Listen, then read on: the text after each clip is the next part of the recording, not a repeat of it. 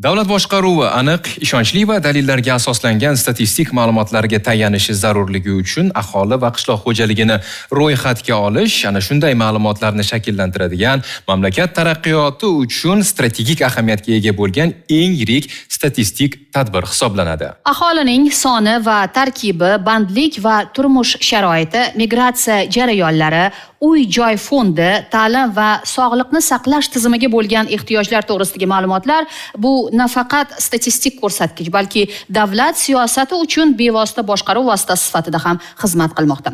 Bugun aholimiz orasida eng shov-shuvli mavzuni yoritish uchun o'zimizda tok shousini boshlaymiz. Assalomu alaykum.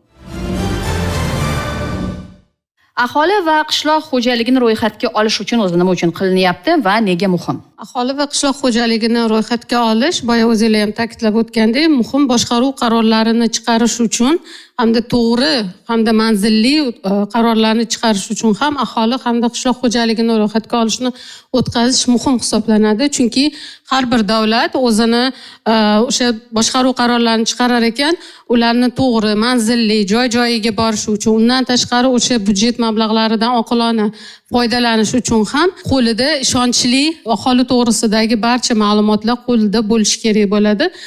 To'g'ri qaror chiqarish uchun ham bu jarayon juda muhim jarayon hisoblanadi. Bugungi sharoitda aniq statistik ma'lumotlar davlat siyosatiga qanday ta'sir qiladi? Har qanday sohada rivojlanish uchun albatta faktlarga, raqamlarga asoslanish kerak. Umuman davlat boshqaruvida ham har bir sohani rivojlantirishda albatta rasmiy statistik ma'lumotlarga tayaniladi. Demak, o'sha ma'lumotlar asosida keyingi sohalarni rivojlantirish rejalashtiriladi, amalga oshiriladi. Aholini ro'yxatga olish jarayoni ham xuddi shunga o'xshash. Aholini ro'yxatga olish deganda faqat aholi soni shakllantirilmaydi. Bunda ko'plab ma'lumotlar shakllantiriladi. Jumladan hozirgi kunda amalda o'tkazilayotgan aholi va qishloq xo'jaligini ro'yxatga olish tadbirida 71 ta savolga fuqarolar javob berishadi. Mana shu 71 ta savolni 54 tasi aholiga oid savollar bo'ladigan bo'lsa, 17 tasi bevosita qishloq xo'jaligi sohasi ko'rsatkichlari bilan bog'liq. Demak, aholiga oid savollar, aholining turmush sharoiti, oila tarkibi, bu jarayonda to'planadigan ma'lumotlarda demak aholining yosh tarkibi, aholining hududlar kesimida, masalan, qishloq hududda yashaydigan aholi, shahar hududda yashaydigan aholi soni, yoshlar kesimida, misol uchun, demak keksalar, qariyalar soni qancha shakllanadi va bundan tashqari ayollar qancha, erkaklar qancha va aholini turmush sharoitiga oid savollar bor, uy sharoiti va kasbi, bundan tashqari fuqaroligi, yashashi, umuman aholiga oid demak jamlanma savollar shakllantiriladi. Qishloq xo'jaligi ko'rsatkichlari bo'yicha demak qaysi hududda qancha yer maydonda yetishtirilayotgan ekin maydonlari, ekin turlari bo'yicha, chorva bosh soni bo'yicha, parrandalar bosh soni bo'yicha, umuman qishloq xo'jaligi ko'rsatkichlari bo'yicha ma'lumotlar shakllantiriladi.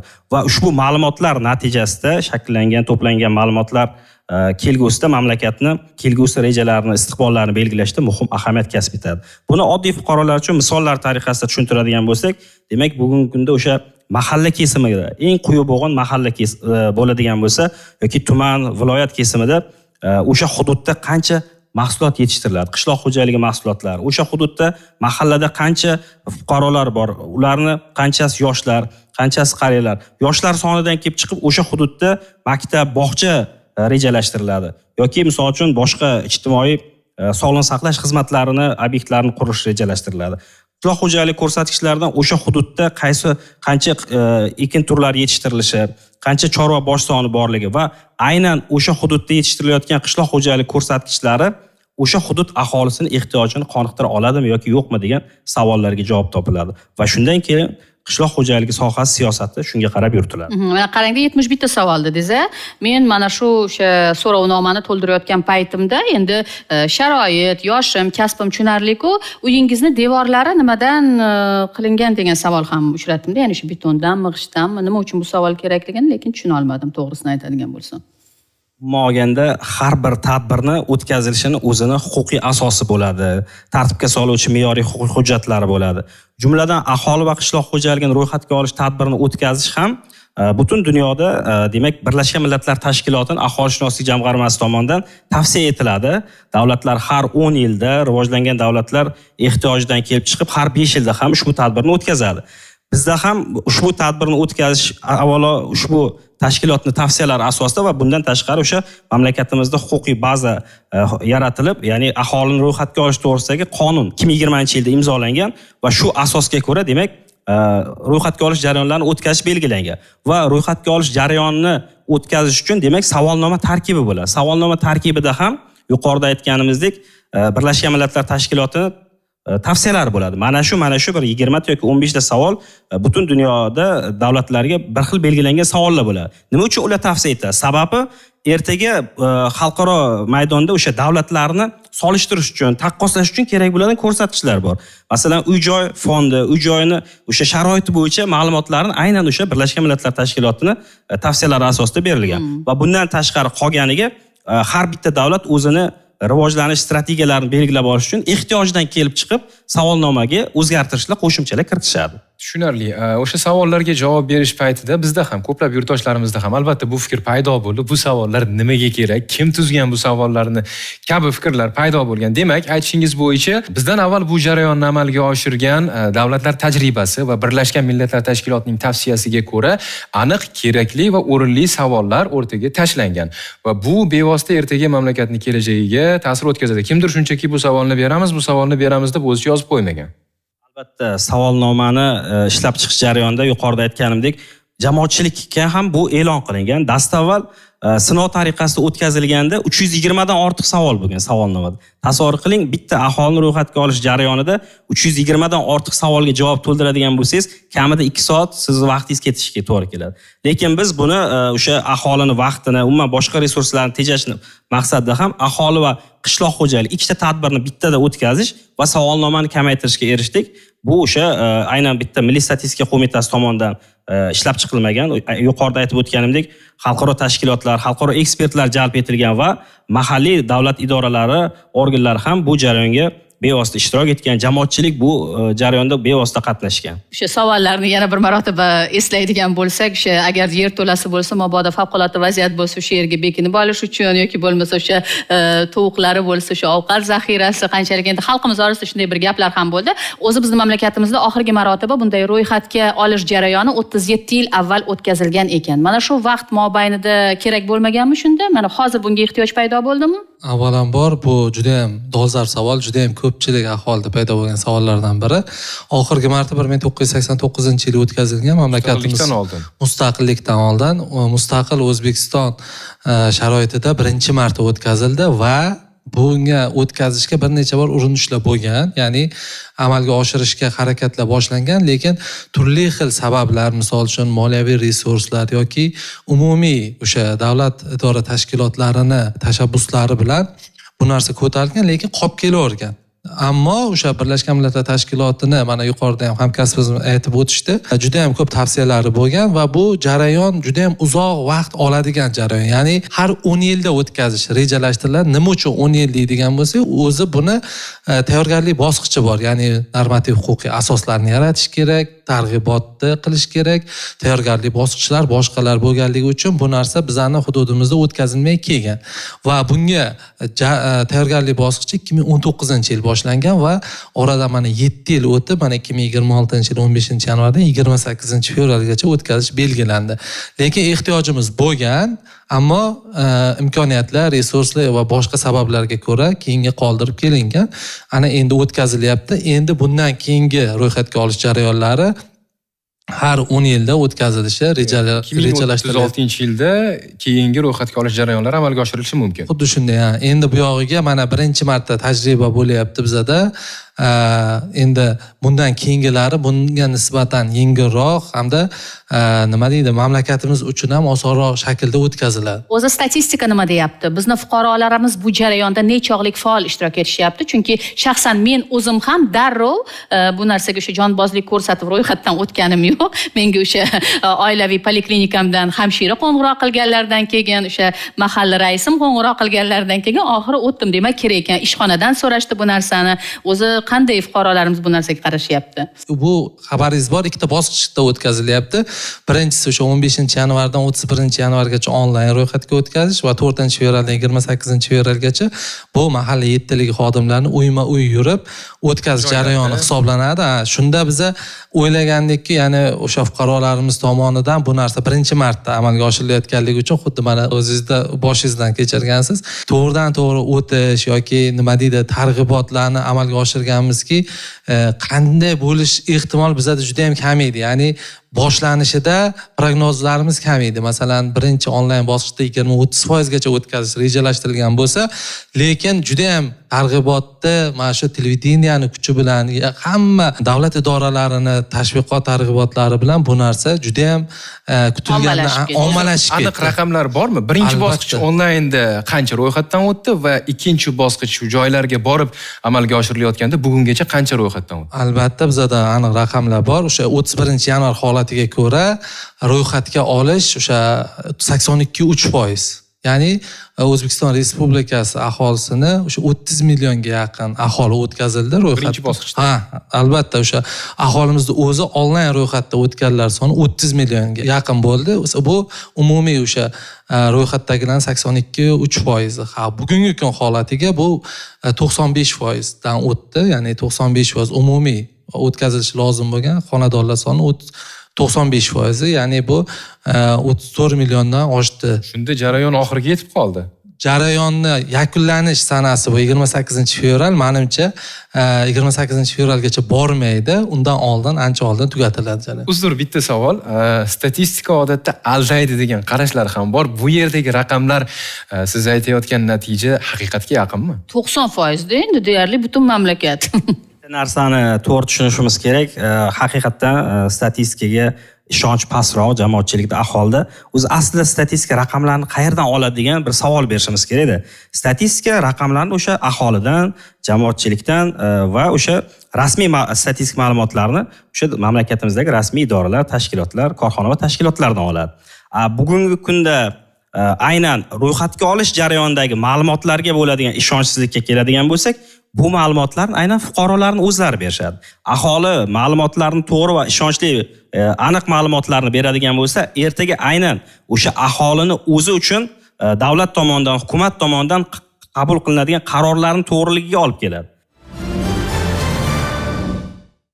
Mabodo siz misol uchun aholi sonida, demak, o'sha farzandlari bo'yicha ma'lumotlarni kamroq ko'rsatishsa, ertaga o'sha hududda qancha yoshlar bor, o'shandan kelib chiqib bog'cha quriladi, maktab quriladi. Yoki misol uchun deylik qishloq xo'jaligi ko'rsatkichlari bo'yicha ma'lumotlarni xato yoki kamchiliklar bilan aytishadigan bo'lsa, ertaga qaror qabul qilinishda, resurslar taqsimotida yoki infratuzilmani shakllantirishda aynan o'sha mahalla bo'yicha, aynan o'sha tuman bo'yicha qaror qabul qilinayotganda noto'g'ri yoki xato qarorlar qabul qilinishiga olib kelishi mumkin. Shu nuqtai nazardan ayni kunda ham ro'yxatga olish jarayonlari davom etmoqda. Fuqarolardan shuni so'raymizki, berayotgan ma'lumotlaringizni to'g'ri va to'liq bo'lishi ertangi sizni kelajagingizni farovon bo'lishiga bog'liq hisoblanadi. Shahar va qishloq hududlarda mana shunday ma'lumotlarni to'plash nechog'lik farq qildi?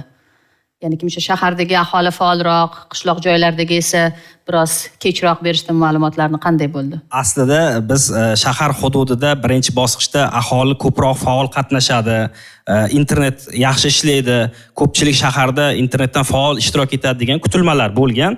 Lekin birinchi bosqichda biz kuzatdikki, ko'proq hududlarda, viloyatlar birinchilardan bo'lib onlayn ro'yxatdan o'tish reytingida hududlar yetakchilik qilishdi va biz tekshirib ko'rganimizda buni Toshkent shahri, Farg'ona shahri, Samarqand shahri, umuman yirik shaharlarda boshqa hududlarga nisbatan foiz nuqtai nazaridan kamroq kuzatildi. Keyin biz buni xalqaro davlatlarning tajribasi bilan solishtirib o'rganib ko'rganimizda, o'zi umuman katta shaharlar effektiv bo'lar ekan. Ya'ni shaharlarda bilasizki, aholi doimiy harakatda bo'ladi, doimiy band bo'ladi, nimadir doimiy harakat, sharoit bo'lganligi uchun bu narsaga ko'proq e'tibor kamroq bo'lishadi. Va shu nuqtai nazardan shaharlar effekti degan narsa bizda emas, bu boshqa rivojlangan davlatlarda ham bo'lar ekan. Haqiqatan shaxsan menda ham shunday bo'ldi. Men onlayn o'tmoqchi bo'ldim va o'sha yo'lda svetoforda to'xtab turgan paytlarimda bu ishni nima deydi, pauzalar bilan amalga oshirayotgan paytimda keyin baribir shu manzilimga yetib borganimdan keyin esimdan chiqib bir necha marotaba shu ishga qaytdim. Haqiqatan ham shunday bo'ldi. Endi o'sha so'rovnomaga qaraydigan bo'lsak, u yerda o'sha o'ta shaxsiy savollar ham bor va ma'lumotlarning maxfiyligi qanday ta'minlanadi? Chunki fuqarolarda aynan bu borada ham qo'rquv bo'ldi-da, hamma narsani yozib bersak, ertaga bu ma'lumotlar qayerga boradi, hech qayerga chiqib ketmaydimi deb, chunki baribir endi onlayn platformaga joylashtiriladigan har qanday ma'lumot bu faqatgina sizniki bo'lib qolmaydi-da. Albatta bu dolzarb masala hisoblanadi. Fuqarolarning shaxsiy ma'lumotlarini tarqalmasligi bo'yicha Milliy statistika qo'mitasi tomonidan ham kerakli zarur choralar ko'rilgan. Xavfsizligini ta'minlash bo'yicha yetarli choralar ko'rilgan. Ya'ni xotirjam bo'lsak bo'ladi. Ma'lumotlar xavfsizligi bo'yicha eng avvalo bu shaxsga doir ma'lumotlar to'g'risidagi qonun bilan hamda shu aholini ro'yxatga olish to'g'risidagi qonunimiz bor. Ayni shu qonunlarning markazida turgan masala ham shu maxfiylik masalasi bo'lgan. Ya'ni har bitta fuqaro yoki qishloq xo'jaligiga oid ma'lumotlarni taqdim etishda shu fuqarolarimiz mana shu aynan mani ma'lumotim ertaga boshqa davlat idoralariga beriladimi yoki boshqa shaxslar tomonidan foydalanishi mumkinmi degan savol bo'lishi tabiiy bo'lganligi nuqtai nazaridan qonun darajasida prezidentimiz tomonidan qabul qilingan farmon darajasida hamda Vazirlar Mahkamasining o'sha 629-sonli qarorida ham maxfiylik masalasi eng muhim masala sifatida ko'rilgan hamda bugungi kunda mana birinchi bosqichda ma'lumotlar xavfsizligi nuqtai nazaridan fuqarolarimiz to'g'ridan to'g'ri onlayn o'tishgan, unda o'zlari kirishgan tizimga, o'zlari to'g'risidagi ma'lumotlarni to'liq to'ldirishgan, unda muammo deyarli yo'q. Chunki ular tomonidan yuborilayotgan ma'lumotlar bizning o'sha markaziy ma'lumotlar bazamizga kelib tushadi va u yerda axborot xavfsizligi to'liq ta'minlangan. Lekin bugungi kunda mahalla yettiligi tomonidan uyma-uy yurib to'ldirilayotgan ma'lumotlar nuqtai nazaridan ham har bitta ro'yxatga oluvchi bilan ma'lumotlar maxfiyligini saqlash bo'yicha shartnoma tuzilgan.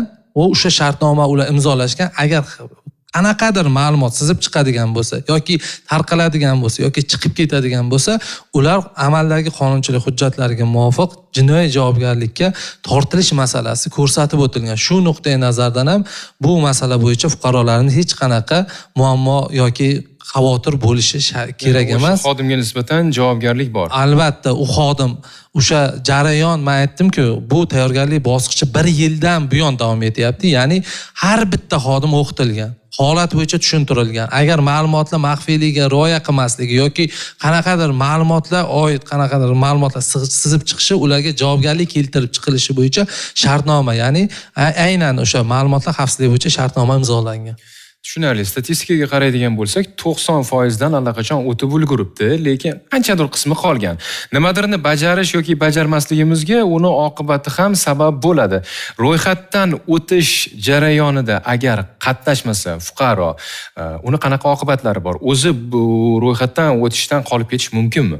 Aholi va qishloq xo'jaligini ro'yxatga olishda aytganingizdek to'g'ri, hamma faol qatnashadi, lekin shu bilan birgalikda qatnashishni istamagan aholi ham bo'lishi mumkin yoki ma'lum bir sabablarga ko'ra ro'yxatdan qolib ketishi ham mumkin. Siz aytganingizdek, bunaqa vaziyatlar juda ham ko'p bo'ladi. Boshqa davlatlarda ham kuzatilgan bo'ladi. Ko'p holatlarda masalan fuqarolar agar ma'lum sabablarga ko'ra chet elga chiqib ketgan bo'lsa yoki boshqa ish bilan boshqa hududda bo'lsa yoki masalan umuman o'sha ro'yxatga olishda davlatga nisbatan qanaqadir norozilik kayfiyatida bo'lgan aholi bo'lsa ham qatnashishni ataylab xohlamasligi mumkin. Bu holatlar kuzatiladi, lekin bu juda ham ko'p bo'lmaydi, ma'lum bir kichkina foizlarni tashkil qiladi. Qanaqa oqibat olib keladi degan masala bo'lyapti bu yoqda. Ro'yxatdan o'tish bu majburiy emas, bu ixtiyoriy jarayon. Faqat bu yoqda bitta masala borki, ya'ni bu yoqda fuqarolik pozitsiyasi degan masalamiz bor. Ya'ni bugun ro'yxatdan o'tmagan, o'zi to'g'risida yoki o'sha qishloq xo'jaligi mahsulotlari to'g'risida ma'lumotni taqdim etmagan shaxslar ertaga bevosita o'zlarining kelajaklariga ta'sir qilishadi. Ya'ni bu qanaqa bo'ladi? Yuqorida bir necha marta aytib o'tildi. ular berayotgan, ya'ni fuqarolarimiz tomonidan taqdim etilayotgan ma'lumotlar asosida o'sha hududda mahalla kesimida, tuman, shaharlar kesimida infratuzilmani yaxshilash masalasi ko'riladi. Ya'ni yuqori darajada o'sha hukumat darajasida, davlat rahbari darajasida qaror qabul qilishda ayni mana shu raqamlar asos bo'lib xizmat qiladi. Shu sababli ham fuqarolarimiz bu jarayonda faol ishtirok etishlari va o'z kelajaklarini o'zlari qo'llari bilan qurishlari maqsadga muvofiq hisoblanadi. Demak, bugun har birimiz o'zimiz haqimizda taqdim etayotgan shaxsiy ma'lumotimiz ertaga butun boshli davlatimizni ravnaqiga, farovonligiga xizmat qilishini unutmasligimiz darkordir. Lekin shunday bir fuqarolar ham borki, ular bir joydan ro'yxatdan o'tishgan, qolgan joyda, boshqa joyda esa istiqomat qilishadi, misol uchun. Va o'sha propiska deymiz, propiska joyidan ro'yxatdan o'tgan, lekin keyinchalik unga o'sha istiqomat qiladigan mahallasining raisi qo'ng'iroq qilib, siz bizdan o'tishingiz kerak edi ro'yxatdan degan ham holatlar bo'ldi-da. O'zi aslida qayerdan o'tish kerak? Ro'yxatda bo'lgan joydan uydanmi yoki o'sha istiqomat qiladigan uydanmi? O'zbekistonda hozir 38 milliondan oshgan aholimiz bor. 1989-yilda o'tkazilgan ro'yxatga olish natijasida 19.7 million aholi soni aniqlangan va shundan keyin har yili tug'ilish, o'lim hamda O'zbekiston Respublikasiga ko'chib kelganlar va ko'chib ketganlarni qo'sh ayirish usuli bilan bugungi kunda o'sha propiskasi bor 38 milliondan oshiq aholi bor deymiz. Nima uchun unaqa aholi soni mavjud bo'lsa ro'yxatga olishni o'tkazishdan nima maqsad deydigan ikkinchi savol kelib chiqadi. Ro'yxatga olishni asosiy maqsadi ayni hududda yashayotgan aholini soni. Masalan, Toshkent shahrida bugungi kunda doimiy aholi soni, ya'ni siz aytib o'tganingizdek o'sha doimiy ro'yxatdagi propiskasi bor aholi soni 3 million 100 dan oshgan. Lekin siz tasavvur qilib ko'ring, hozirgi kunda ayni holatda, ayni paytda Toshkent shahrida 3 million 100 aholi bormi? Undan ko'p. 5 milliondir, 6 milliondir, 7 milliondir, kimdir 10 million deydi. Chunki shaharda har kuni ko'rasiz, tirbandliklar, aholi ko'p, mashina ko'p deymiz. Lekin aniq raqam yo'q. Aniq raqam qachon bo'ladi? Aynan aholini ro'yxatga olish o'tkazilgandan keyin o'sha Toshkent shahrida bugungi kunda ayni holatda qancha aholi borligi ro'yxatga olish natijasida shakllanadi. Chunki ro'yxatga olishning asosiy mantig'i, mazmuni siz doimiy ro'yxatdan o'tgan joyingizda ro'yxatdan o'tishingiz kerak emas. Doimiy yashash joyingiz bilan ro'yxatdan o'tish emas, ayni yashab turgan manzilingizda ro'yxatdan o'tasiz. Masalan, sizni doimiy yashash manzilingiz, deylik misol uchun Samarqand viloyatida, lekin siz ayni paytda Toshkent shahrida istiqomat qilyapsiz. Misol uchun yana bitta teskarisi, siz Toshkent shahrida doimiy ro'yxatdasiz, lekin o'zingiz hozirgi kunda xorijda qaysi bir davlatda yashash yoki ishlash uchun vaqtinchalik ketgansiz. Demak, biz bu narsani yana qaytarib aytamiz. Aynan o'sha Toshkent shahri umuman qaysi bir hudud bo'lishidan qat'iy nazar, o'sha hududdagi resurslarni, infratuzilmani taqsimoti aynan mana shu aholi soniga qarab mutanosib bo'lishi kerak. Masalan, 3 million 100 emas, 6 millionmi, 7 million, 5 million o'sha aholi soniga qarab ertaga resurslar taqsimlanadi. Bir savol juda ham qiziqtirdi. 1989-yilda amalga oshirilgan ro'yxatga olish natijalariga ko'ra bugungacha o'limlar soni va tug'ilishlar soni demak ayirib qo'shib kelingan. Endi bugungi ro'yxatga olish natijalariga ko'ra biz 38 milliondan ortiqroq deb bilgan O'zbekiston aholisi katta raqamlarda undan ko'proq bo'lib chiqishi mumkinmi? Aytganingizdek 37 yildan beri bu jarayon bo'lmagandan keyin ko'p bo'lib ketishi mumkin aholimiz degan har xil tasavvurlar ham bo'lishi mumkin. Yoki aksincha, kam bo'lishi ham mumkin. Chunki aniq sonini boya aytgan hamkasbimiz aytgandek, faqat shu aholi va qishloq xo'jalik ro'yxatga olish tugagandan keyin, demak, ma'lumotlar qayta ishlanib, qancha muddatda amalga natijalar e'lon qilinadi? Demak, dastlabki natijalar 2026-yilning 1-iyuliga qadar shakllanadi. Bu dastlabki ma'lumotlar. Qolgan ma'lumotlar keyingi yilga qadar asta-sekin bosqichma-bosqich shakllanib kelinadi. Demak, siz aytganingizdek, aholi soni ko'p bo'lishi ham mumkin yoki aksincha kam bo'lishi ham mumkin. 37 yillik mavhumlik. Ha, 37 yillik. Qo'shimcha qilmoqchi edim. Yuqorida aytib o'tganingizdek, demak shu paytgacha O'zbekiston Respublikasida doimiy aholi soni to'g'risida ma'lumot shakllantirib e'lon qilib kelingan. Endi bu ro'yxatga olish natijalari bo'yicha bizga nima bo'ladi? Yana butun dunyoda yuritilganda mamlakatdagi mavjud aholi to'g'risidagi ma'lumotlar ham shakllantirish imkonini beradi.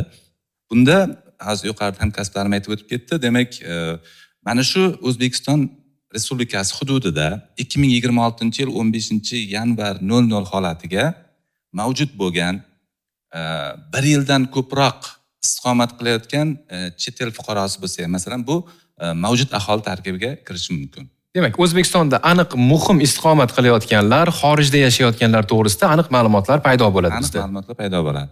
Mana hozir ro'yxatga olishning ikkinchi bosqichi boshlandi va bu yerda o'sha mahalliy tiliga uyma-uy yurib ma'lumotlarni fuqarolarimizdan yig'ishmoqda va tabiiyki endi hozir ijtimoiy tarmoqlarda kuzatyapmiz, kimdir o'sha kunduzi firibgarlar yoki bo'lmasa o'g'rilar kelib, hattoki o'sha eshiklarni ham ochishga harakat qilgan vaziyatlar ham bo'ldida. Ya'ni mana shunday holatlarda nimalarga e'tibor qaratish kerak va o'sha qanday yo'l tutish kerakda fuqarolarimiz, ya'ni kim o'sha ishonchli insonlar kelganligiga. Ya'ni ro'yxatga oluvchilarga biz alohida maxsus bejik berganmiz. U bejikda ism, familiyasi, rasmi hamda QR kod bor. Siz o'sha QR kodni bossangiz telefoningiz bilan o'sha ism, familiyadagi shaxs haqiqiy yoki haqiqiy emasligini bilishingiz uchun maxsus bizda o'sha portalimizda u haqdagi ma'lumotlar turibdi. Agar portalda u haqda ma'lumotlar yo'q bo'lsa, demak siz unga ishonmasligingiz kerak. Ikkinchi holatda bizda kol markazida tashkil etilgan. O'sha kol markazlarimizda qisqa raqam 1851 raqamiga qo'ng'iroq qilib, meni xonadonimga hozir mana shunaqa ro'yxatga olishdan keldim deb bitta fuqaro kelgan. Bular rostdan ham ro'yxatga olishdan kelishgan, yoki firibgarmi? Buni bilib bering deyshadi. Keyin kol markazidagilar o'sha ism, familiyadagi shaxsni haqiqiy yoki firibgar ekanligini bilib berishadi. Aziz tomoshabinlar, suhbatimizdan anglagan bo'lsangiz kerak, ekspertlarimiz ham bu narsani alohida ta'kidlashdi. Aholi va qishloq xo'jaligini ro'yxatga olish bu shunchaki statistik tadbir emas, balki davlatning kelajagini rejalashtirishning eng muhim strategik mexanizmi hisoblanadi. Bularning barchasi iqtisodiyot, ijtimoiy soha va infratuzilma siyosatida asosiy yo'nalishlarni belgilaydi. Shu ma'noda ro'yxatga olish natijalari davlat qarorlarining sifatini belgilab beradi. Kuzatib borayotganingiz o'zimizda tok-shousi edi. Ko'rishguncha omon bo'ling.